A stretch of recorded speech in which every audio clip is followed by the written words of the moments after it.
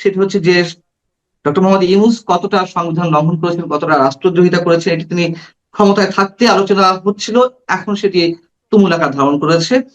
এবং পাশাপাশি আহ সাবেক আইন উপদেষ্টা ডক্টর আসিফ নজরুল কিংবা রিজওয়ানার মতন উপদেষ্টা কতটুকু সহযোগী হিসেবে তাকে সব ধরনের অপকর্মের সহযোগিতা করেছেন, সেই বিষয়গুলো সামনে আসছে। এবং একই সঙ্গে আন্তর্জাতিক অপরাধ ট্রাইব্যুনাল, সেটিও শুরু থেকে বিতর্কের মুখে থাকলেও এখনো সেটি আবার নতুন করে তুমুল বিতর্কের সৃষ্টি করেছে, বিশেষ করে চিফ প্রসিকিউটর অ্যাডভোকেট তাজুল ইসলামকে সরানোর মধ্য দিয়ে তার অনেক ধরনের অপকর্ম আমাদের সামনে আসছে। আমি এই তিনটি বিষয় একটু আলোচনা করবো আপনার সঙ্গে, আপনার মতামত জানার চেষ্টা করবো। প্রথমে যদি জানতে চাই যে সাবেক প্রধান উপদেষ্টা ডক্টর মোহাম্মদ ইউনূস তিনি এখনো দেশে রয়েছেন। কেউ কেউ বলছেন তার বিরুদ্ধে মামলা করা হবে, কেউ কেউ উদ্যোগী ভূমিকা নিয়েছেন, আপনি নিজেও সম্ভবত এমন একটি চিন্তা ভাবনা করছেন। আহ হয়তো সেটি আপনি আমার সাথে পার্সোনাল জায়গা থেকে কথা বলেছিলেন। তারপরে যদি আমি আপনাকে জিজ্ঞাসা করি, আসলে কোন জায়গা থেকে আপনি এ ধরনের চিন্তা ভাবনা করছেন? আপনাকে ধন্যবাদ। বাংলাদেশে এই ইউনূস এন্ড গং তাদের বিচার হওয়া উচিত কয়েকটা কারণ। প্রথমত হচ্ছে আমরা যেটা তথ্য পাচ্ছি, 133টা অধ্যাদেশ জারি করা হয়েছে এবং 133টা অধ্যাদেশ একটা 18 মাসে, এটা অস্বাভাবিক একটা বিষয়। এবং আমি 4-5 দিন আগে বিবিসির একটা প্রতিবেদনে দেখলাম যে 133টা অধ্যাদেশের মধ্যে 132টা অধ্যাদেশই অনিশ্চয়তার মধ্যে। এবং তারা আমরা মানে সংবিধানে আমরা যেটা দেখি যে আপনার একটা সংসদীয় পদ্ধতির যে সরকার প্রচলিত আমাদের দেশে, তখন আপনার অধিকাংশ সময় পার্লামেন্টের নানা সেশন থাকে, পার্লামেন্টের অনেক সময় সেশন থাকে না, এবং পার্লামেন্ট যখন আপনার তার সেশনে থাকে না, তখন যদি জরুরি ভিত্তিতে কোনো আইন করা প্রয়োজন হয় তাহলে পরে রাষ্ট্রপতিকে অধ্যাদেশ জারি করার ক্ষমতা দেওয়া হয়েছে। কিন্তু এই অধ্যাদেশ জারিরও কিন্তু কয়েকটা শর্ত আছে, যে আপনি অধ্যাদেশের মধ্য দিয়ে এমন কোনো আইন করতে পারবেন না যেটা সংসদ তার আইন তৈরির ক্ষমতা দিয়ে করতে পারে না। মানে সংসদ তার যে লেজিসলেটিভ পাওয়ার, সেইটার অধীনে যে আইন করতে পারে না, আপনি অধ্যাদেশের মাধ্যমে এমন কিছু আপনি জারি করতে পারবেন। দ্বিতীয়ত হচ্ছে আপনি অধ্যাদেশের মাধ্যমে এমন কিছু করতে পারবেন না যেটা দিয়ে সংবিধান সংশোধন করা যায়, সংবিধান কোনোভাবে লঙ্ঘন হয়।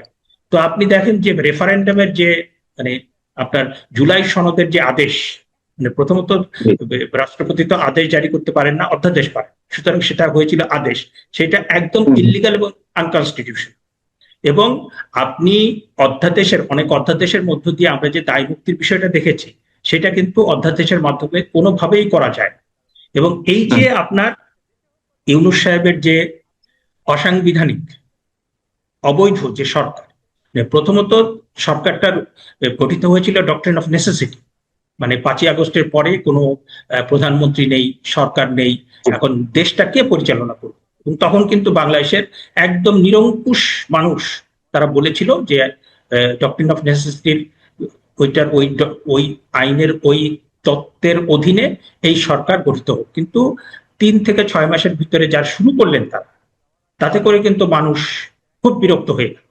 তারপরে আমরা দেখলাম ডক্টর শেখ হাসিবুর রহমান কার্জন, এদের বিচারটা করবে কে? মনে করেন যে মামলা আপনি করলেন, আপনি আদৌ আসলে করতে চান, মানে কোনো ধরনের মামলার করার প্রস্তুতি নিচ্ছেন? একটু যদি জানাতেন দর্শকদের, মানে সে ধরনের কোনো ইচ্ছা আছে কিনা।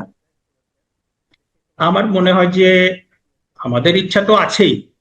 আমি যেটা চাই যে আপনার বিভিন্ন শ্রেণী পেশার যারা ভুক্তভোগী, কারণ আপনার গত 18 মাসে কিন্তু হাজার হাজার মানুষ নানাভাবে, কেউ মব সন্ত্রাসের শিকার হয়েছেন, কারো বিরুদ্ধে মিথ্যা মামলা হয়েছে, কারো চাকরি চলে গিয়েছে। তো এই যে আপনার মানে হাজার হাজার মানুষ যে ভিকটিম হয়েছে, এমনিতেই মামলা হবে। আর আমরা যদি মামলা করি তাহলে আমরা একটা গ্রুপ অফ প্রফেশনালস, হ্যাঁ, বিভিন্ন শ্রেণী পেশার মানুষ, আমরা কিছু নির্দিষ্ট বিষয়ে আমরা কিন্তু মামলা করি। একটা আমি বললাম 133টা, দ্বিতীয়ত হচ্ছে 106 অনুচ্ছেদ।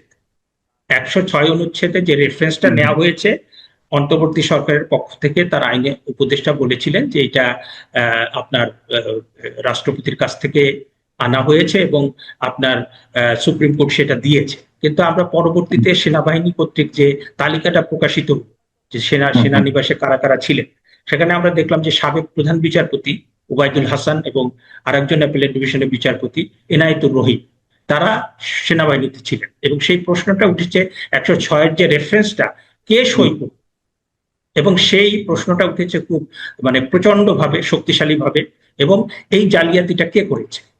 এবং আপনি দেখেন যে সুপ্রিম কোর্টের প্রধান বিচারপতি সহ অ্যাপিলেট ডিভিশনের 5 জন বিচারপতিকে মব করে অপসারণ করা হয়।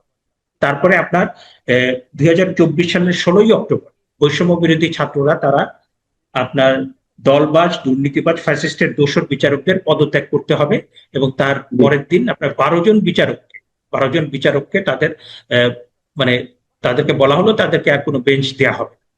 এবং আর কি কি বিষয় আপনারা চিন্তা ভাবনা করছেন? তো এই যে আপনার মানে অনেকগুলো বিষয় যে এখানে এসছে, আপনি মব ভায়োলেন্স, মানে মব যে ভায়োলেন্স হয়েছে সেটা হচ্ছে হাইকোর্টের বিচারপতি, বিশ্ববিদ্যালয়ের শিক্ষক, তারপরে আপনার রাজনৈতিক নেতা। আপনি যদি আপনার কেউ দুর্নীতি করে, যদি কেউ অন্যায় করে, যদি কেউ তার চাকরি বিধি লঙ্ঘন করে, তাহলে পরে আপনি সেই তার বিচার করেন। কিন্তু আপনি গড়পড়টা মানে 100 মানুষ, 200 মানুষ, 500 মানুষ তাদেরকে আপনি বলে দিলেন এরা ছিল স্বৈরাচারের দোসর। এবং আপনি দেখেন যে 2024 সালের 16ই অক্টোবর, না 2025 সালের 10ই জুলাই আপনার 18 জন বিচারককে, জুডিশিয়াল সার্ভিস কমিশনের 18 জন বিচারককে বাধ্যতামূলক অবসর দেওয়া হয়। এখন এই যে 18 জন বিচারক, মানে এরা বিসিএস পরীক্ষা দিয়ে বিচারক হয়েছেন। এখন আপনি একজন বিচারক, একজন পুলিশ কর্মকর্তা, একজন শিক্ষক, একজন সাংবাদিক, আপনি তো তাদেরকে যে স্বৈরাচারের দোসর ছিল কিংবা ওই দলের সমর্থক, এই ট্যাগ দিয়ে তো আপনি তাকে মানে পদচ্যুত করতে পারেন না। আপনার বিভিন্ন শ্রেণী পেশার ভিতরে কেউ আওয়ামী লীগের সমর্থক, কেউ বিএনপির সমর্থক, কেউ জামাতের সমর্থক, কেউ কমিউনিস্ট পার্টির সমর্থক, আপনি তো অমুক দলের সমর্থক হওয়ার কারণে কাউকে তো আপনি ব্যবস্থা নিতে পারেন না। যদি সে দুর্নীতি এবং বিদেশি কোম্পানিগুলোর সঙ্গে এক ধরনের দেশের স্বার্থ বিরোধী চুক্তি, এসব বিষয় নিয়েও তো নানান ধরনের আলোচনা হচ্ছে, এবং উপদেষ্টাদের যে হাজার হাজার কোটি টাকা দুর্নীতি বা বিদেশ টাকা পাচার, এগুলো তো নানানভাবে আলোচিত হচ্ছে। সেসব বিষয়ে কি কোনো চিন্তা ভাবনা, মানে আপনার কোনো ধরনের কোনো চিন্তা ভাবনা আছে কিনা? হ্যাঁ, আমরা ধরেন একটা গ্রুপ অফ প্রফেশনালস আমরা কয়েকটা জায়গাতে মামলা করতে পারি আলাদা আলাদা। একটা হচ্ছে সংবিধান লঙ্ঘন, আরেকটা হচ্ছে যে আপনার যে রাষ্ট্রীয় সার্বভৌমত্ব বিপন্ন করা, আরেকটা হচ্ছে যে আপনার যে এই আপনার যে সমস্ত চুক্তি হয়েছে ইউনূস সাহেবের সময়, যে সমস্ত চুক্তি হয়েছে ইউএস এর সাথে, সেগুলোকে চ্যালেঞ্জ করে আমরা হাইকোর্ট ডিভিশনে আমরা যেতে পারি। রাষ্ট্রপতি মোহাম্মদ শাহাবুদ্দিন সাহেব যে ইন্টারভিউ দিয়েছেন কালের কণ্ঠে, সেখানে বেশ কিছু বিষয় উঠে এসেছে যেগুলো আমাদের কিছুটা জানা ছিল, কিছুটা অস্পষ্টতা ছিল। যেমন উনি স্পষ্ট করে বলেছেন যে সাবেক একজন বিচারপতির কাছে তার অপসারণের পর যেন তিনি দায়িত্ব নেন একজন সাবেক বিচারপতি, সেজন্য তার কাছে একজন উপদেষ্টা ছুটে গেলেন। সেই উপদেষ্টাকে আমরা নানান ভাবে শুনে আসছিলাম, ডক্টর আসিম নজরুল সম্ভবত সাবেক প্রধান বিচারপতির কাছে ছুটে গেছেন যে তাকে দায়িত্ব নিতে হবে, প্রধান উপদেষ্টা পদে আসতে হবে। আবার বিদেশি মিশন গুলো থেকে রাষ্ট্রপতি, আমাদের যে এক্সিস্টিং রাষ্ট্রপতি, তার ছবিগুলো নামিয়ে ফেলার নির্দেশ দেওয়া হলো একজন উপদেষ্টার মাধ্যমে। তিনি দেশে এসে আবার হই হুল্লোড় শুরু করলেন, পুরো গভর্নমেন্টকে এর সাথে জড়িয়ে ফেললেন। রেজওয়ানা হাসান, যার নাম আমরা জানতে পেরেছি, এই ব্যক্তিগুলো যে প্রভাব প্রতিপত্তি তারা অ্যাপ্লাই করছিল, পুরো রাষ্ট্র কাঠামোকে অস্থির করে ফেলছিলেন অনেকে অভিযোগ মতে। এই যে ব্যক্তিগুলা, আপনি মামলা করলেন, অন্য কেউ মামলা করলো, কথা হচ্ছে যে রাষ্ট্র কি আসলেই কিছু করবে, সরকার কিছু করবে, বা আমাদের আদালত কতটুকু স্বাধীন যে এসব বিষয়ে একেবারে নিরপেক্ষভাবে তারা তাদের বিচার প্রক্রিয়া সম্পন্ন করবে? সরি টু সে, আমি নিজেও ঢাকা বিশ্ববিদ্যালয়ের আইন বিভাগের একজন শিক্ষক। আমি এখানে শিক্ষার্থী ছিলাম সেই 1989-90 সাল থেকে এখন পর্যন্ত ঢাকা বিশ্ববিদ্যালয়ে, মানে প্রথমে শিক্ষার্থী ছিলাম, তারপরে শিক্ষক। এবং সরি টু সে যে আমার নিজের ডিপার্টমেন্টের 4 জন উপদেষ্টা ছিলেন সেখানে। একজন হচ্ছেন রিজওয়ানা হাসান, আরেকজন আদিলুর রহমান খান শুভ্র, একজন আইন উপদেষ্টা ছিলেন, আরেকজন হচ্ছে হাসান আরিফ সাহেব, উনি মারা গিয়েছেন। তো আমার কাছে এখন খুবই মানে গ্লানি বোধ হচ্ছে, আমার খুব কষ্ট লাগছে যে আইনের লোকরা সবচেয়ে বেশি বেআইনি কাজ করলেন। মানে যারা আইনের লোক তারা সবচেয়ে বেশি বেআইনি কাজ করলেন, একই সাথে তারা সবচেয়ে বেশি মানে মব ভায়োলেন্স, মব জাস্টিস তাদের ইন্ধনে হয়েছে বলে আমরা অনেকগুলো জায়গায় প্রতিবেদন প্রকাশিত হয়েছে। এই যে পাওয়ারফুল উপদেষ্টা যারা, তাদের ইন্ধনে বিভিন্ন জায়গাতে মব জাস্টিস হয়েছে। এবং আপনি দেখেন বাংলাদেশের ইতিহাসে মব জাস্টিসের মানে যে বিস্তৃতি, যে নৃশংসতা আমরা দেখলাম, সেটা কিন্তু একদম নজিরবিহীন।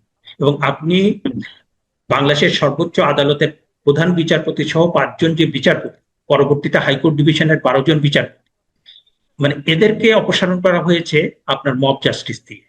এবং আরো অনেক জায়গায় মব হয়েছে। এবং এই যে আপনার মানে এই যে খারাপ দৃষ্টান্তগুলো স্থাপিত হলো, তার পেছনে তো আমরা শুনতে পাচ্ছি আইনের লোকজন।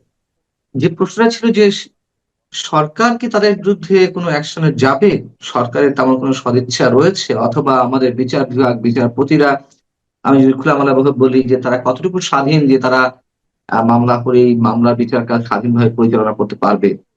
মানে বিচার আসলে কতটুকু মানুষ পাবে? মামলা না হয় করলেন কেউ কেউ, কিন্তু বিচার, প্রকৃত বিচার কতটুকু পাওয়া যাবে? এখন ধরেন যে সরকার নিজে উদ্যোগী হয়েও অনেক কিছুই করতে পারে। আবার কেউ যদি সরকারের কাছে আপনার আবেদন করে বা সরকারের কাছে দাবি জানায় কিংবা আপনার উচ্চ আদালতে গিয়ে মামলা করে, সেক্ষেত্রেও পারে। আপনি দেখেন যে আমাদের এখন মাননীয় স্বরাষ্ট্র মন্ত্রী সালাউদ্দিন সাহেব, উনি কিন্তু 1 সপ্তাহের ভিতরে মানে ক্ষমতা নেওয়ার 2-3 দিনের ভিতরে তিনি বলেছেন বাংলাদেশে আর কোনো মব ভায়োলেন্স চলবে না। এবং তিনি বলেছেন যারা মব ভায়োলেন্সের শিকার হয়েছেন তারা সবাই মামলা করে। এবং আপনি দেখেন যে ওই আওয়ামী লীগ সমরের আওয়ামী লীগ সরকারের আমলে যে সমস্ত মিথ্যা মামলা হয়েছিল এবং আপনার এই গত অন্তর্বর্তী সরকারের আমলে যে হয়রানিমূলক মামলা হয়েছিল, তিনি বলেছেন এটার তালিকা। তো এইটা তো সরকার নিজে উদ্যোগী হয়ে অনেক কিছু করতে পারে। আবার যদি সেটা সরকার না করে, তাহলে সরকারের কাছে যদি আবেদন করা হয় কিংবা আপনার কেউ যদি, যেমন ইতিমধ্যে রেফারেন্ডামকে চ্যালেঞ্জ করে একটা রিট হয়েছে, হ্যাঁ, তো এইটা তো নানা পদ্ধতি আছে, নানা পদ্ধতি আছে। এবং সেটার মধ্য দিয়ে কিন্তু, এবং আমি যেটা বলেছি যে প্রথমত 133টা অধ্যাদেশ, 133টা অধ্যাদেশের যে legality of the 133 ordinances which were promulgated by the regime of interim government, সেইটার বৈধতা চ্যালেঞ্জ করে একটা রিট হতে পারে। এবং সেইখানে এই অধ্যাদেশগুলোতে কোথায় দায় মুক্তি দেওয়া হয়েছে, 3বার দায় মুক্তি দেওয়া হয়েছে। হ্যাঁ, 2টো অধ্যাদেশ আর একটা নির্বাহী আদেশ। তো আপনার এই ছাত্র জনতার গণ অভ্যুত্থানের সময় কি এমন ঘটেছিল যে 3বার দায় মুক্তি দিতে হচ্ছে? 90-এর যে গণ অভ্যুত্থান হয়েছে, 69 সালে গণ অভ্যুত্থান হয়েছে, সেখানে তো দায় মুক্তির প্রশ্ন আসে। তারা কি রাষ্ট্রীয় মানে তারা নাশকতা করেছেন, তারা কি পুলিশ হত্যা করেছেন, তারা কি এমন কিছু করেছেন যেটার দায় মুক্তির প্রয়োজন হলো? আমরা তো অনেক গণতান্ত্রিক আন্দোলন দেখেছি, কোন আন্দোলনের তো দায় মুক্তির প্রয়োজন হয়। আমি তো আরেকটা মামলা আমি করব, হ্যাঁ, আরেকটা মামলা আমি করব। সেটা হচ্ছে যে জাতির পিতা বঙ্গবন্ধু শেখ মুজিবুর রহমানের 32 নম্বরের বাড়ি যে ভাঙা হয়েছে, কয়েকবার ভাঙা হয়েছে, এবং সেটা ভেঙে, ওটা তো এখন বাড়ি না, এটা একটা একটা একটা মিউজিয়াম। এবং সেখানে যে দুষ্প্রাপ্য আপনার যে সমস্ত ডকুমেন্ট ছিল, যে সমস্ত এভিডেন্স ছিল, সেটা কার ইন্ধনে, দেশি বিদেশি কার ইন্ধনে সেটা বারবার ভাঙা হলো, এবং অন্তর্বর্তী সরকারের কারা ভেতর থেকে এটাকে হতে দিলেন, কারণ সেখানে পুলিশ সেনাবাহিনী কেন গেল, সেটার বিষয়ে আমি কিন্তু একটা মামলা। আমি একটু আপনাকে জানতে চাচ্ছিলাম যে এই যে প্রসিকিউশন টিম, সেই প্রসিকিউশন টিমের কার্যধারা নিয়ে, তাদের আর্গুমেন্ট, তাদের সাক্ষ্য সুবাদ নিয়ে নানান ধরনের প্রশ্ন প্রথম থেকেই ছিল আন্তর্জাতিক অপরাধ ট্রাইব্যুনালে। তো আমরা দেখলাম যে অ্যাডভোকেট তাজুল ইসলাম, যে চিফ প্রসিকিউটর, তাকে তার পদ থেকে সরিয়ে দেওয়া হলো, নতুন চিফ প্রসিকিউটর নিয়োগ দেওয়া হলো। এর আগে পরে তাদের বিরুদ্ধে নানান ধরনের অভিযোগ উঠছে, যেমন চৌধুরী আব্দুল্লাহ আল মামুন, সাবেক আইজিপি, শেখ হাসিনার বিরুদ্ধে রাজসাক্ষী হয়েছেন, তার কাছ থেকে নাকি অঢেল পরিমাণ টাকা নিয়ে তাকে রাজসাক্ষী করা হয়েছে, তাকে খালাস দিয়ে দেওয়ার জন্য। এরকম আরো বেশ কিছু মামলায়, চানখারপুরে একটি মামলায়, কিংবা আশুলিয়া লাশ পোয়ানো মামলায়, এরকম অনেক কিছু হয়েছে। এই যদি অবস্থা হয়, এবং এই এই অভিযোগগুলো খোদ প্রসিকিউশন টিমের অন্যান্য সদস্যদের মুখ থেকে আসছে, যদি এটি হয়, তাহলে এই এই বিচারিক প্রক্রিয়ার ভবিষ্যৎ কি হতে পারে, কি মনে হয় আপনার? দেখেন, আমাদের এখানে লয়ের ভেতরে গত 20-25-30 বছর ধরে যে এমার্জিং ডিসিপ্লিন, সেটা হচ্ছে জেনোসাইড স্টাডিজ। এবং আমি অল্প বিস্তর পড়াশোনা আছে, আমি জেনোসাইড স্টাডিজ মানে সেন্টারের পরিচালকও ছিলাম। আমি এটা বারবার বলেছি যে শেখ হাসিনা এবং বাকিদের যে বিচার হচ্ছে এটা আইসিটির মামলা না, এটা পেনাল কোডের মামলা। কারণ ওই 5ই আগস্ট, জুলাই আগস্টে যে পরিস্থিতি ছিল সেটা কোনো যুদ্ধ পরিস্থিতি ছিল না, সেটা কোনো গৃহযুদ্ধ ছিল না। মানে আন্তর্জাতিক অপরাধ হওয়ার জন্য যে পরিস্থিতি কিংবা এলিমেন্ট দরকার সেটা সেখানে নাই। সেটা হচ্ছে যে একটা সরকারের বিরুদ্ধে জনগণ ক্ষুব্ধ হয়েছে, আন্দোলন চলছে, সেখানে আপনার যারা আইন প্রয়োগকারী সংস্থা তারা গুলি ছুড়েছে, মানুষ মারা গিয়েছে, এটা ডোমেস্টিক ক্রাইম। এবং সেক্ষেত্রে রাষ্ট্রেরও কিন্তু যুক্তি থাকবে। আপনি যখন এই সমস্ত মামলা আপনি যখন বিচারিক পর্যায়ে নেবেন, তখন কিন্তু যারা প্রধানমন্ত্রী ছিল, আইজিপি ছিল, তারপর স্বরাষ্ট্রমন্ত্রী ছিল, তারাও কিন্তু বলবেন যে মাননীয় মাই লর্ড, এই পরিস্থিতিতে আমি শক্তি প্রয়োগ করেছি। এবং পেনাল কোড, পিআরবি, তারপর অন্যান্য যে সমস্ত আইন আছে সেখানে কিন্তু আপনি যদি কোনো জনতা উচ্ছৃঙ্খল হয়ে যায় এবং তারা যদি রাষ্ট্রীয় সম্পত্তি নষ্ট করতে থাকে, মানুষের জানমালের নিরাপত্তা লঙ্ঘিত হয়, তাহলে পরেই কিন্তু সেই মানে শক্তি প্রয়োগটা বৈধ। এটা কিন্তু মানে জাতীয় আন্তর্জাতিক সব জায়গায় বৈধ। এবং আমি বারবার বলেছি যে আইসিটি যেটা গঠিত হয়েছে সেটা পুরোপুরি অবৈধ। যে আইসিটি আইন এবং যেটা ট্রাইব্যুনাল করা হয়েছে এটা শুধুমাত্র 1971 সালে যে আন্তর্জাতিক অপরাধগুলো হয়েছে সেটার ক্ষেত্রে প্রযোজ্য, এইটার ক্ষেত্রে কোনোভাবেই প্রযোজ্য না। এবং দ্বিতীয়ত তাজুল সাহেবের যে appointment as the chief prosecutor, এইটাও অবৈধ। কারণ তিনি যে আইসিটিটা ছিল আগে, যে আপনার জামাত এবং 1971 সালে যারা মানবতা বিরোধী অপরাধ করেছেন, ওইখানে কিন্তু তিনি আপনার জামাতের পক্ষের আইনজীবী ছিলেন এবং ওখানকার সবকিছু মেনেই কিন্তু বিচার প্রক্রিয়া তিনি পরিচালনা করেছেন। তিনি কিন্তু আবার এই যে নতুন আইসিটির যে প্রসিকিউশন হয়েছে এটা লিগালি মোরালি কোনোভাবেই তিনি পারেন, যার ফলে আইসিটির যে বিচার, টাকা লেনদেনের মাধ্যমে রাজসাক্ষী করানো, অনেক ধরনের এভিডেন্স রয়েছে যে বিটিভি ভবন, আমি বলে নিই যে আবারও এই যে হত্যাকাণ্ড, ধ্বংসযজ্ঞ 2024-এর অভ্যুত্থানকে কেন্দ্র করে এর দায় সরকার পরিচালনাকারী হিসেবে আওয়ামী লীগ অ্যাভয়েড করতে পারে না। কিন্তু তৃতীয় শক্তিও এর মধ্যে সবচেয়ে বেশি ইনভলভ ছিল, এটাকে অন্য খাতে প্রভাবিত করেছে। মেট্রো রেল, বিটিভি ভবন কিংবা সেতু ভবনে কারা আগুন দিয়েছে, এই সাবেক ছাত্র সমন্বয়ক যে অনেকে স্বীকার করেছে আন্দোলনকে গতিশীল করার জন্য তারা এগুলো করেছে। পুলিশ হত্যাকাণ্ড নিয়ে অনেকে প্রতিযোগিতা শুরু করেছে, জামাতের কোনো নেতা, এনসিপির কোনো নেতা, আবার অন্যান্য দলের কোনো নেতা, তারা দাবি করছে, কৃতিত্ব দাবি করছে আমরা পুলিশ হত্যা করেছি। এইসব এভিডেন্স থাকা সত্ত্বেও এই যে অ্যাডভোকেট তাজুল ইসলামরা যেভাবে স্বাক্ষর সুবাদ হাজির করছে ভুয়া ভাবে, তাদের বিরুদ্ধে কি অ্যাকশন হতে পারে? এইগুলো কি এভাবেই থেকে যাবে? না, বিষয়টা হচ্ছে যে আপনার জুলাই আগস্ট মাসে আসলে কি হয়েছে। পুলিশ, র্যাপিড অ্যাকশন ব্যাটালিয়ন, তাদের গুলিতে কতজন মারা গিয়েছে, আর যারা তথাকথিত আন্দোলনকারী জঙ্গি মানে দেশীয় বিদেশি আন্তর্জাতিক জঙ্গিদের নিয়ে এসে তারা কতজনকে হত্যা করেছেন, এবং সেই সমস্ত হত্যাকাণ্ডের দায় সাবেক প্রধানমন্ত্রী এবং স্বরাষ্ট্রমন্ত্রীর উপর চাপানো হয়েছে, এবং কার দায় কতটুকু, কোথায় কি ঘটেছে, পুরো বিষয়টা আমরা জানতে চাই। এবং আপনার পুলিশ তো হত্যাকাণ্ড হয়েছে, আপনার 450 বোধহয় আপনার থানা লুট হয়েছে, সেখানে অস্ত্র লুট হয়েছে এবং থানায় যে ডকুমেন্ট ছিল সেই ডকুমেন্ট নষ্ট করা হয়েছে। হ্যাঁ, সুতরাং পুরো বিষয়টা কিন্তু আমরা তদন্ত চাই, এবং যার যেখানে দায় আছে তার সেখানে বিচারটা হওয়া উচিত। এবং আপনি ডোমেস্টিক ক্রাইমকে ইন্টারন্যাশনাল ক্রাইম বানানো যাবে, আর আপনি যদি কোনো বিচার হতে হয় সেই বিচারটা হতে হবে ডিউ প্রসেস অফ ল।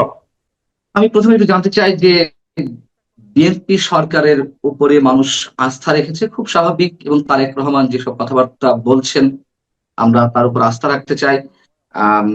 শুল্কমুক্ত গাড়ি কেউ নিবে না, দুর্নীতির বিরুদ্ধে এক ধরনের জেহাদ পরিচালনা করা হবে। সেই জায়গা থেকে যদি আমরা আশা করি যে অন্তর্বর্তী সরকারের বিরুদ্ধে এখন যে ধরনের কথাবার্তা বের হচ্ছে, খোদ সিপিডি থেকে নানান ধরনের প্রশ্ন উত্থাপিত হচ্ছে, আপনি কি মনে করেন যে আমাদের আশাটা কি বাস্তবে প্রতিফলন ঘটবে? তারেক রহমান দুর্নীতি কোনো শ্বেতপত্র প্রকাশ করবেন? দেখেন, দুর্নীতির শ্বেতপত্র প্রকাশ করলে কি হয়? আমরা এই যাবত অনেক দুর্নীতি শ্বেতপত্র দেখছি। সেই শ্বেতপত্র দিয়ে কি হয়েছে? কোন রাজ্যের শ্বেতপত্রের উপর ভিত্তি করে এ পর্যন্ত কোন রকম মামলা মোকদ্দমা, কোন রকম শাস্তি দেওয়ার দেখছেন আপনি? এই জীবনে দেখছেন? দেখেন না, কিন্তু আওয়ামী লীগ সরকারের যারা ছিল জড়িত তাদের বিরুদ্ধে তো অনেক ধরনের অ্যাকশন নেওয়ার চলছিল। মামলা করেন, শ্বেতপত্র করবেন কেন? শ্বেতপত্র করা মনে খারাপ, আমি মনে করি। খারাপ কেন? শ্বেতপত্র করা মানে হলো শ্বেতপত্র অনেক কিছু বিশ্বাসযোগ্য কিনা আমার সন্দেহ আছে। যেমন এই সিপিডি আওয়ামী লীগ সরকারের উপর একটা দুর্নীতির উপরে শ্বেতপত্র করছে। ওই শ্বেতপত্র নিয়ে এমন এমন এমন ফিগার আছে যে ফিগার নাকি অকল্পনীয়, অবিশ্বাস্য, এবং অনেক ইকোনমিস্ট পর্যন্ত বলছে যে এটা তো আমাদের বাজেটের চেয়েও বেশি। তো এখন এইগুলি আসলে কতটুকু সত্য, কতটুকু স্পেকুলেশন, এটা বলা বড় কঠিন। এবং এটা থাকলে কি হয় জানেন, এটা থাকলে বরং সুবিচারটা হয় না। আওয়ামী লীগের গভর্নমেন্টের যে শ্বেতপত্র সেটা বিচার হয়েছে, হয় নাই তো। আমি বলবো যে অন্তর্বর্তীকালীন সরকারের যদি কেউ দুর্নীতি করে থাকেন, বরং সরকারের যেটা উচিত হবে, শ্বেতপত্র বোগাস, সরকারের উচিত হবে জানেন, উচিত হবে যে অন্তর্বর্তীকালীন সরকার সহ আগের সরকার, সকল সরকারের অথবা সরকারের বাইরে যারা যত দুর্নীতি করছে এই দুর্নীতিগুলির কার্যকর বিচার করা, এটা সরকার উচিত হবে। এখন এই বিচারগুলি করার জন্য শ্বেতপত্র কোনো বেজ লাইন হতে পারে না। কারণ শ্বেতপত্র যারা তৈরি করে এরাও তো এই দেশেরই লোক, এটা হলো আলোচনার জন্য পত্রিকার হেডলাইন হওয়ার জন্য খুব ইন্টারেস্টিং ব্যাপার। এছাড়া এর কোনো কার্যকারিতা আছে বলে আমার কাছে মনে হয় না, কারণ আমরা অনেক বছর ধরে সেই এরশাদের আমল থেকে শ্বেতপত্র দেখে আসতেছি, কিচ্ছু হয় না এগুলি ধরে। বরঞ্চ আপনি বিচার করেন, দুদকের মাধ্যমে বিচার করেন, সরকারের ফৌজদারি আদালতে বিচার করেন, প্রত্যেকটা বিচার হোক, সুবিচার হোক। রাজনৈতিক বিচার চাই না, সুবিচার হোক। আপনি বিচার ব্যবস্থাকে ঠিক করেন, দুদককে ঠিক করেন, ঠিক করে প্রত্যেকটা ঘটনা ধৈর্য ধরে বিচার করেন। উপায় কি আমি বলি, উপায়টা হলো শ্বেতপত্র না, উপায়টা হলো প্রত্যেকে আপনি একটা গণবিজ্ঞপ্তি দেন যে যার সঙ্গে যত দুর্নীতি হয়েছে, যে দুর্নীতির যত সাক্ষী আছে, যার কাছে যত তথ্য প্রমাণ আছে, সব আমাদের এখানে পাঠান। প্রয়োজনে আপনার ঠিকানা দিয়েন না, ঠিকানা ছাড়া অভিযোগ লিখিত আকারে পাঠানোর দরকার নাই, তথ্য প্রমাণ পাঠান। কারো না কারো কাছে তথ্য আছেই, তথ্য ছাড়া একা একা দুর্নীতি করা যায় না। আপনি কোনো অপকর্মে একা একা করতে পারবেন না, মাথায় রেখেন। আপনার কোনো না কোনো পার্টনার থাকবে, কোনো না কোনো সঙ্গী থাকবে, কোনো না কোনো সাক্ষী থাকবে। সে হয়তো একসময় আপনার পক্ষে ছিল, এক পর্যায়ে দুর্নীতির অর্থের ভাগ বাটোয়ারা নিয়ে সে এখন আপনার বিপক্ষে চলে গেছে, এবং দেখবেন সে তথ্য দিয়ে দিবে। আপনি তথ্যগুলো ওপেন আহ্বান করে আপনি বলেন যে কোনো আপনার সোর্স বলা দরকার, আপনি ইনফরমেশন গুলো আমাদেরকে দেন, আমরা সেটা খুঁজে পাই করবো। বাকিটুকু এটা করেন, আপনি পেয়ে যাবেন। এবং তারপরে প্রত্যেককে একদম কঠিন ভাবে আইনের আওতায় আনেন, দেখবেন হয়ে যাবে, ফল পাবেন। তবে এইগুলি বেসিক কি জানেন, বেসিক হলো যে সরকার এটা করতে চায় সেই সরকারের মধ্যে দুর্নীতির বিরুদ্ধে আন্তরিকতা থাকতে হবে। আমার প্রশ্নটা ঠিক ওখানেই যে বিএনপি সরকারের সময় অন্তর্বর্তী সরকারের দুর্নীতির তথ্য উন্মোচন হবে কিনা, বা কোনো কার্যকর কোনো পদক্ষেপ নেওয়া হবে কিনা, এবং শ্বেতপত্রের প্রসঙ্গটি ওই কারণেই এসেছে যে ধারণা পাওয়া। এটা আপনি যে কথাগুলো বললেন যে বিজ্ঞপ্তি দিয়ে তথ্য প্রমাণ চাওয়া বা সংগ্রহ করা, ওরকমই কিছু। এবং যদি ধারণাটাই না আসে তাহলে বিচারটা হবে কিভাবে, উদ্যোগটা নিয়ে হবে কিভাবে? এবং আপনি এখন ধারণাটা আপনি কাকে করতে দিবেন, ধারণাটা আপনি কার কাছ থেকে নেবেন, ধারণাটা আপনি কার কাছ থেকে নেবেন? এই লোকগুলি তো সমাজের সুবিধাভোগী ভাই, আমি তো এই লোকগুলোর উপর আস্থা রাখি না। আপনি ধারণা নিলাম বলে মাসুদ কেমন আপনি ধারণা দেন, আমি দিলাম। আমি তো সোসাইটির সুবিধাভোগী লোক, আমার সঙ্গে কারো না কারো খাতির আছে, আমি তাহলে বাদ দিয়ে বাকিগুলি দিব।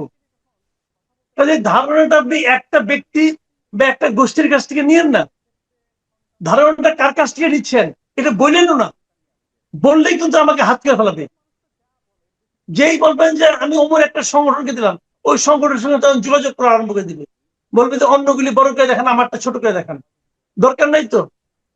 আপনি অজ্ঞাত পরিচয় লোকের কাছ থেকে বলেন আমি আপনার পরিচয় গোপন রাখবো, আপনার কাছে দুর্নীতি যা কিছু তথ্য আছে আপনি বলেন। আপনি কথার কথা, আপনি একটা প্রতিষ্ঠানকে দায়িত্ব দিলেন, ধরেন সুজনকে দায়িত্ব দিলেন, ভাই আপনি একটু দুর্নীতির উপর একটা শ্বেতপত্র বানাই দেন, তারা কিন্তু অনাগ্রহী হবে না, আগ্রহের সঙ্গে শুরু করবেন। মিস্টার বদির আলম বুঝুন দেখেন বিরাট আগ্রহটা ঝাঁপাই পড়ছে, ঝাঁপাই পড়লে কি হবে, আলটিমেটলি ওনার কিছু লাভ হবে, আর কিছু লাভ হবে। ওনাকে সবাই যাবে, ভাই আমার কাছে অমুকের সম্পর্ক আছে, তমুকের সম্পর্ক আছে, তাহলে আমার টুকু আপনি একটু সাইজ করে দিয়ে। উনি কি দুধে ধোয়া তুলসী পাতা? বাংলাদেশে কে দুধে ধোয়া তুলসী পাতা বলেন তো আপনি? জানেন তো না, সেই একটা কামতে আলো করি। আপনি আছেন, আমি আছি, দোয়া। না, এটাকে হঠাৎ করে বলতে আমি পারি আপনি পরীক্ষিত না, শুনেন পান্না, বড় বড় ডায়লগ দিয়ে লাভ নাই, বড় বড় ডায়লগ। আমি আপনার চেয়ে পরীক্ষিত না, আমরা মনে করতেছি আমি আছি, আপনি না। মনে করতেছেন আপনি আছেন। যেটুকু সুযোগ পেয়েছেন, যেটুকু সুযোগ পেয়েছেন, আমি যতটুকু পেয়েছি অন্তত সেই জায়গা থেকে বলতে পারবো, হলফ করে বলতে পারবো যে আমরা দুধে ধোয়া। যেটুকু সুযোগ পেয়েছি অন্তত সেই হ্যাঁ, সুযোগে তো আমরা গা ভাসিয়ে দেইনি। এটা বলা যায় না ভাই, এটা বলি না, আমি বলি না। ধরুন আপনার সম্পর্কে একটা দুর্নীতি অভিযোগ আসলো, আমি বলবো যে পান্নার সম্পর্কে একটা দুর্নীতি অভিযোগ পাইছি, এটা হয়তো একটু দেখি, পান্নার সঙ্গে আলাপ করে দেখি, আপনার সঙ্গে আলাপ করলাম, পান্না আপনার সম্বন্ধে এটা পাইছি, আপনি আমাকে 7 মাস বুঝাইলেন, যাই বুঝালেন, আমি কিন্তু আপনারটা বোঝার জন্য বসে আছি, এই যে কিছু একটা অজুহাত দিলে আমি এটা মেনে নেবো, কারণ আপনার সঙ্গে তো আমার একটা পার্সোনাল রিলেশন আছে। আমার কথাটা তা না, আমার কথাটা হলো কি, আপনি যদি রিয়েলি জাজ করতে চান তাহলে তথ্য নেন, ডিসিশন নিয়েন না, সাজেশন নিয়েন না, ইনফরমেশন নেন, সেই ইনফরমেশনের উপর ভিত্তি করে আপনি জাজ করেন। ওকে, ঠিক আমার আছে, কাছ আমি থেকে আপনারটাই আপনি জাজ বলছি। করেন। না, ঠিক আছে, আপনার যে প্রক্রিয়া, আপনি যে প্রক্রিয়ার কথা বলছেন সেই প্রক্রিয়ায় আমি অবশ্যই ধরে নিচ্ছি এবং এটাই করা উচিত। কিন্তু সেদিকেও সরকার এগোবে কি না আপনার কি মনে হয়? যেহেতু বিএনপির যে ৩-৪ দিনের নানান পর্যায়ে মন্ত্রীর যে কথাবার্তা, যে সততার বয়ান আমরা শুনছি, সেই জায়গা থেকে মনে হয় যে আসলেই তারা ইচ্ছুক গত সরকার মানে ইন্টারিম গভর্নমেন্টের যাদের বিরুদ্ধে অভিযোগ রয়েছে তাদের দুর্নীতি তদন্ত করতে, নাকি সারা বছর আমরা যা শুনে আসছিলাম যে একটা সেফ এক্সিট চাই উপদেষ্টা, সেই সেফ এক্সিটের এক ধরনের প্রি কন্ডিশনের মধ্য দিয়ে তাদেরকে সেফ এক্সিটের ব্যবস্থা করে দেওয়া হতে পারে? শুনেন, বিএনপি যে ক্যাবিনেটটা আছে, এখানে আমি দুই ধরনের লোক দেখি, এবং আমি খুব সতর্ক ভাবে এদেরকে পর্যবেক্ষণ করব। আগামীতে আমি দুইটা গ্রুপ করার চেষ্টা করব। একটা গ্রুপে দৃশ্যত রয়েছেন তারেক রহমান, আর একটা গ্রুপে বাকিরা, পরস্পরের প্রতিদ্বন্দ্বী, এটা আমি বলছি না। তারেক রহমান একটা অবস্থান নিয়েছেন, উনি কিছু কিছু কাজ করছেন যা নাকি স্বাভাবিক নয়, উনি কিছু কিছু মানে আপনার পদক্ষেপ নিয়েছেন যা নাকি অনেকের কাছে প্রত্যাশিত নয়, কিন্তু আমার কাছে খুব ভালো লাগতেছে। এখন এইগুলি তার ক্যাবিনেটের আর কে কে অনুসরণ করবে, এই ব্যাপারটা আমার আপনাকে নিয়মিত পর্যবেক্ষণ করতে হবে। এই পর্যবেক্ষণ করলে আমরা দেখবো যারা যারা ওনার সঙ্গে মিল মিল দিচ্ছেন, মুখে কি বলছেন that is not important, important হলো যে কার কার কাজ করুন আমরা তা দেখছি। দেখেন, উনি সংসদীয় সভায় সিদ্ধান্ত নিয়েছেন যে এমপিরা শুল্কমুক্ত গাড়ি দিবেন না, প্লট নেবেন না। ওনারা 212টা এমপি পেয়েছেন। আমার তো মনে হয় 212 জনের মধ্যে 200 জনের মন ভেঙে গেছে, 200 জনের হৃদয় ভেঙে চুরমার হয়ে গেছে যে এটা কি কয়, আমি বলে গাড়ি দিব না। আমি তো অলরেডি গাড়ি কিনে গাড়ি বিক্রির গ্রাহকও ঠিক করে ফেলাইছি, আর এখন আবার গাড়ি নিতে পারবো না। এরা তো কেউ, যারা নাকি শুল্ক মুক্ত গাড়ি নিচ্ছে এ পর্যন্ত, তারা তো কেউ 2-3 কোটি টাকা কম দামে কোনো গাড়ি নেয় নাই। সেই গাড়ি আবার তারা বিক্রিও করে ফেলেছে, গ্রাহকও ফেলেছে যে ওই গাড়ি 6 কোটি টাকা বেচবে, তাও যে কিনবে তাও 2 কোটি টাকা লাভ হবে। এটা সব ঠিক থাকতো। এই সময় নেতা কয় যে আমরা কেউ গাড়ি নিব না, এটা কোনো কথা? এটা কি মনে সয়? কানে সয় কিন্তু মনে তো সয় না। তো এই যাদের মনে সয় না তাদেরকে আমাদেরকে চিহ্নিত করতে হবে একটা একটা। উনি বলছেন প্লট দেব না, আরে যদি প্লটই না পাইলাম তাহলে এমপি লাভ কি?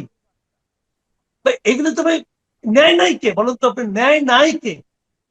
এখন তারেক রহমান বলছেন দিবে না, এখন কার কার বলে দুঃখ পাইছে দেখতে হবে। আবার উনি বলছেন যে আমি আমার গাড়িতে যাব, আমার গাড়ির তেল আমি কিনবো, ড্রাইভারের বেতন আমি দিব। ওকে ফাইন, আমরা অবজার্ভ করি এখন মন্ত্রীদের মধ্যে কে কে কাজটা করে, কে কে করে। ভাই, এই মন্ত্রীদের মধ্যে সবাই তো কোটিপতি, তালিকা তো দেখলাম। তারা কি নিজের একদিন গাড়ি চড়তো না? চড়তো।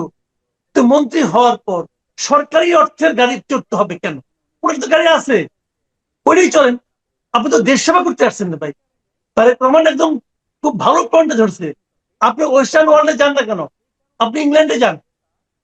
ইংল্যান্ডের কোনো মন্ত্রীর জন্য কোনো বাড়ি নাই, ইংল্যান্ডের কোনো মন্ত্রীর জন্য কোনো বাড়ি নাই। তো এখন খালি একমাত্র প্রাইম মিনিস্টার ছাড়া ওই ডাউনিং স্ট্রিট, 10 নম্বর ডাউনিং স্ট্রিট, আর বোধহয় 11 নম্বর না 9 নম্বর আরেকটা জানে আছে, কার জন্য বোধহয় স্পিকারের জন্য না কার জন্য। এই দুইটা বাড়ি কেমন আছে সরকারি বাড়ি, আর বাদ বাকি সব মন্ত্রীরা নিজের বাইর থেকে আসে। কেউ কেউ ট্রামে আসে, মেট্রোতে আসে, আসে তো ভাই।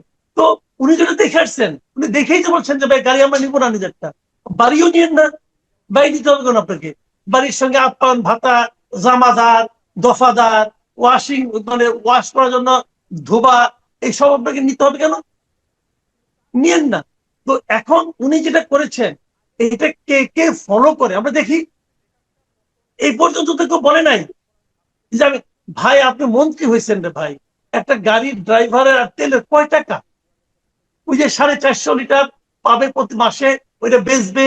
মানে এদের মানে নজরটা এত ছোট যে ওই 450 লিটার তেলের দামটাও তারা মানে ছাড়তে চায় না। এরা তো মন্ত্রী বসে গেছে। এখন এই বিষয়গুলো ইম্পর্টেন্ট। দেখেন কে কে ফলো করে, যদি ফলো না করে তাহলে তাদেরকে সন্দেহের খাতায় রাখেন। আর যারা ফলো করে দেখেন, তারেক রহমান অনেক কিছু চালু করতেছেন কিন্তু, এবং আমি তো মনে করি তারেক রহমান তার সঙ্গে মন্ত্রিত্ব করাটাকে ডিফিকাল্ট করে দিচ্ছে। তার বাপ বলছিল না, I will make politics difficult.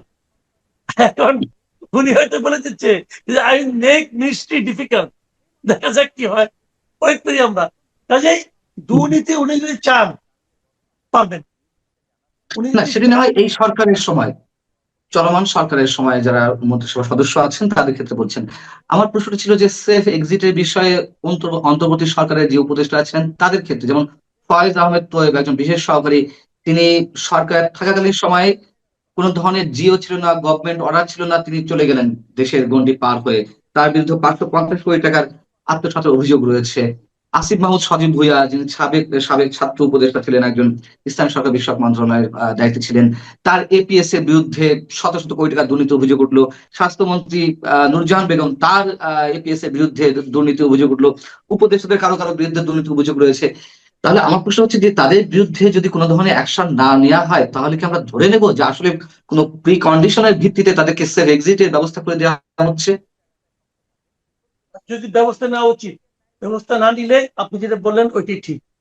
ব্যবস্থা না নিলে আমরা বুঝবো ওদেরকে সেফ এক্সিট দেওয়া হচ্ছে। এবং ইউ আর রাইট, আপনি একদম একদম অ্যাকুরেটলি ধরছেন না যে ফয়েজ আহমেদ তো চলে গেছেন।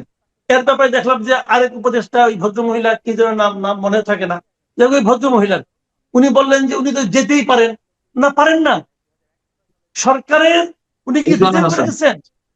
হ্যাঁ, রিজওয়ান হাসান।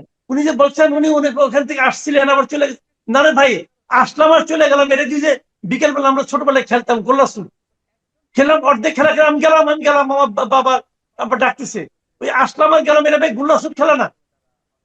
এটা এটা হলো সরকার। আপনাকে যেতে হলে আপনাকে রিজাইন করে গেছেন। আপনি তো দুদিন আগে চলে গেছেন। দুদিন আগে আপনি কিভাবে গেলেন? আপনার সামনে লেনদেন সব ক্লিয়ার করে গেছেন, আপনি বিদায় নিয়ে গেছেন আপনার কর্মকর্তাদের কাছ থেকে। ওকে ফাইন, ওই বিদায় বিদায় না তো, আপনাকে আগে রিজাইন করতে হবে মিনিস্ট্রি থেকে। মিনিস্ট্রি দেখবে আপনার কাছে কোনো দেনা পাওনা কোনো কিছু আছে কিনা, এগুলি হয়েছে, প্রপারলি হয়েছে। এবং তাছাড়া যাইতে হলে আপনার সরকারের কাছ থেকে অনুমতি নিয়ে যেতে হবে। আপনাকে অনুমতি দেওয়া হয়েছে? এগুলো কি ইয়ার্কি পাইছেন? এখন ওনারা ইয়ার্কিটা কি, ওনারা তো পুরো এই 18 বছর ধরে ইয়ার্কি করছেন। 18 বছর, 18 মাস ধরে, এনারা তো 18 মাস ধরে এই দেশবাসীর সঙ্গে, জাতির সঙ্গে ইয়ার্কি করছেন। এই ইয়ার্কি করতে করতে মনে করছেন যে এটাও একটা ইয়ার্কি, করলাম গেলাম, আইলাম গেলাম, আইলাম না গেলাম না, আরাম আর আরাম, আরামই আরাম। এদের প্রত্যেকটা লোককে আমি মনে করি জবাবদিহিতার আওতায় আনা উচিত, প্রত্যেকটা লোককে। এবং কেবল অর্থনৈতিক দুর্নীতি না, এদের যদি কোনো নৈতিক দুর্নীতি থেকে থাকে, এদের যদি কোনো মানে সংলাপের দুর্নীতি থেকে থাকে। রিজওয়ান হাসান বলছে না 52 বছর কি করছেন, আমরা এসে করতেছি, এই কথাগুলো জাজ করা উচিত। এই দুর্বিনীত যে মন্তব্যটা যে 52 বছর কি করছেন, উনি এসে সব করছেন, তো উনি 18 মাসে কি করছেন বুঝতে হবে। এক পলিথিন বন্ধ করতে পারেন নাই, এক পলিথিন বন্ধ করতে পারেন নাই, বিরাট বা আমার দোষী। হ্যাঁ, 2024 নভেম্বর থেকে নাকি পলিথিন চলবো না, পারছে? পারছে বন্ধ করতে? পারে তো নাই। এইটা তার জোর। আর বড় বড় ডায়লগ দেয়, জ্ঞানে আলাপ করে না, ওই জ্ঞানে আলাপ চলতো না রে ভাই। প্রত্যেকটা লোককে জবাবদিহিতার আওতায় আনা উচিত আমি মনে করি। এবং সেটা অর্থনৈতিক দুর্নীতি, নৈতিক দুর্নীতি এবং কথার দুর্নীতি, বেফাস কথাবার্তা উচ্চারণ, প্রত্যেকটারই বিচার হওয়া উচিত, তাদের মুখোশ উন্মোচন করা উচিত। তারা তো সবাই জ্ঞানী। সাবেক প্রধান উপদেষ্টা প্রেস সচিব বললেন যে আপনার কোনো পড়াশোনাই নেই, আপনি কি বলেন না বলেন কেউ বোঝে না। আমরা তো সব বুঝি, কিন্তু উনি বোঝেন না, উনি এতটাই জ্ঞানী। হ্যাঁ, আহ, আপনার পড়াশোনার পরিধি নিয়ে তার সন্দেহ আছে, ইত্যাদি ইত্যাদি। না না শোনেন, আমি বলি আমার লেখাপড়া আসলেই নাই, আমি আসলেই একটা মূর্খ টাইপের লোক। আমার কোনো আসলে কিন্তু আমার কোনো সার্টিফিকেট নেই, বুঝছেন, আমি খুবই মূর্খ। আমি মোটামুটি 35 বছর ধরে চাকরি বাকরি করছি। তো এরা কেউ এই মূর্খ লোকটা কেন রাখলো এতদিন, আমি এটি বুঝলাম না। যে জিনিসটা শফিক সাহেব একদিন পরে বুঝলো, এটা এই এরা কেউ বুঝে নাই, বুঝছেন, কেউ বুঝে নাই, উনি একলাই বুঝছে। তো কি করবো আর বলেন। উনি ছিল একটা আপনার ইয়ে কি বলে হঠাৎ এক গভর্নমেন্টের প্রেস সেক্রেটারি। তো আমি বঙ্গবন্ধুর প্রেস সেক্রেটারি চাকরি করে আসছি। বঙ্গবন্ধুর প্রেস সেক্রেটারি ছিলেন তো আপনার সাহেব ইয়ে তোয়াব খানের সঙ্গে আমি চাকরি করে আসছি, 12 বছর চাকরি করছি। তোয়াব খান 12 বছরের টের পায় নাই যে আমি তো কোনো লেখাপড়া করিনি। এখন উনি উনি বুঝে গেছে তো আমি কোনো লেখাপড়া করি নাই। তো কি আর করা? আমার আমার ধারণা উনি একটা নৈশকালীন বিদ্যালয় খুলবেন, সেই নৈশকালীন বিদ্যালয়ে আপনি প্রথম ছাত্র হবেন, সাবেক প্রেস সেক্রেটারি। এটা আমরা শুনেন, আমি দেখতে বলি চাই। ভাই, আমার সম্পর্কে অনেকে অনেক কথা বলে। আমি যে মহাজ্ঞানী লোক তা তো আমি দাবি করতে পারবো না। আমি একটা অবশ্যই আমি নিজেও মনে করি আমার অত জ্ঞান নাই। তবে আমার যে জ্ঞান আছে ভাই, এই জ্ঞান দিয়ে আমার জীবন চলে গেছে, কোনো সমস্যা হয় নাই। আর আমার 80% যদি ভুল ভাল হয়, তাহলে এই দেশের মানুষের একটা মাথার মধ্যে কোনো বুদ্ধিশুদ্ধি নাই। এই 80% ভুল বলি আমি, কেউ ধরতে পারলো না, উনি একলা ধরে ফেললো মহাজ্ঞানী, তো কিছু বলার নাই। শুনেন, এইগুলি নিয়ে না আমার কোনো জবাব নাই। আমি জবাব দিতে চাই না কেন, আপনি যখন রাস্তায় বেরোবেন, রাস্তায় বেরোলে পরে আপনাকে দেখে কিন্তু দু একটা কুকুর ঘেউ ঘেউ করতে পারে। এখন আপনি কি যেই তাকে বলবেন, ভাই কুকুর, তুমি কেন ঘেউ ঘেউ করতেছো, তোমার তো আমাকে দেখে ঘেউ ঘেউ করা ঠিক না, এটা আপনি বলবেন? বললে আপনি কয়জনকে বলবেন? বলতে তো পারবেন না। আবার ধরেন সেই কুকুরটা যদি কোনো একটা ভাগ্য বলে কোন একটা বড় লোকের বাসার কুকুর হয়ে যায়, সেই বাসায় সে নিয়মিত এসি রুমে থাকে, সেখানে তাকে নিয়মিত খুব দামি দামি 5 স্টার হোটেল থেকে খাবার এনে খাওয়ানো হয়, তবু তো সে কুকুরই থাকে না। তার কিন্তু চরিত্র চেঞ্জ হয়ে থাকে, চেঞ্জ হয়ে যায় না। তো এইগুলো নিয়ে আমি কি করতে পারি? এগুলো তো আমার কিছু করার নাই। আমাকে তো যে যা বলে অবশ্যই কিছু বলুক, করার নেই। আমাদের মানে শোনা ছাড়া তার কাজ নাই। মাঝে মাঝে কৌতুক অনুভব করি, ওকে ফাইন, নো প্রবলেম। আমি একটা শেষ প্রশ্ন করি আপনার কাছে, এটা উত্তর নিয়ে আমরা শেষ করব। সেটা হচ্ছে যে মানব জীবনে একটি প্রতিবেদন বেরিয়েছে, আপনি নিশ্চয়ই দেখেছেন, যে সরকারের, সাবেক সরকারের এবং অন্তর্বর্তী সরকারের 3 উপদেষ্টা ক্ষমতা ধরে রাখতে চাইছিল এবং তারা নানান ধরনের ব্লু প্রিন্ট করছিল। সেই ব্লু প্রিন্টের অংশ হিসেবে নানান ধরনের ম্যাটিকুলাস ডিজাইন তারা অ্যাপ্লাই করছিল। এবং আমরা তো অনেকেই যেমন সন্দেহ পোষণ করছিলাম যে আদৌ সরকার নির্বাচন দেয় কিনা, ডক্টর ইউনূস নির্বাচন দেয় কিনা, অথবা আপনি সন্দেহ করছিলেন নির্বাচন দিলেও সেটি নিরপেক্ষ হয় কিনা। এবং 18 মাসে সরকার যা যা আমাদের সামনে উপস্থাপন করেছে, নানান ধরনের সন্দেহ সংশয় আমাদের মতো সাধারণ মানুষের মনে উঠেছিল।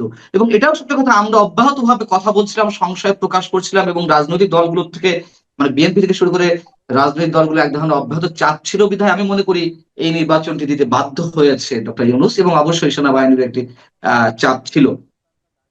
কিন্তু এই যে আহ এক ধরনের ষড়যন্ত্র, এই ষড়যন্ত্রের কি তদন্ত হবে না? এই ষড়যন্ত্রকারীদের বিচার হবে না? আমি বলি আপনাকে ষড়যন্ত্র ব্যাপারটা কি, আমি কিন্তু কখনোই বলি নাই, আমি কিন্তু কখনোই বলি নাই, মানে আপনার ওই জুন মাসে তো বোধহয় মিটিংটা হলো ইয়ের সঙ্গে, তারেক রহমানের সঙ্গে লন্ডনে। লন্ডনে। হ্যাঁ, ওই 15ই জুন বোধ হয়। ওই ওই মিটিংটার পরে আমি একবারের জন্যও বলি নাই যে নির্বাচন ফেব্রুয়ারির হবে না। আমি সব সময় বলেছি নির্বাচন ফেব্রুয়ারিতে হবে।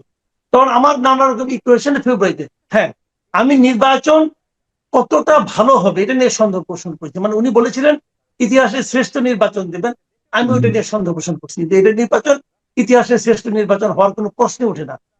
আমার এই দুটাই ছিল। আপনি আমার পুরোনো ভিডিও দেখেন, পুরোনো ইন্টারভিউ দেখেন, কোথাও পাবেন না যে আমি সন্দেহ করছি যে নির্বাচন হবে না। আমি বলি নাই, নেভার। আমি বারবার বলছি নির্বাচন ফেব্রুয়ারিতে হবে।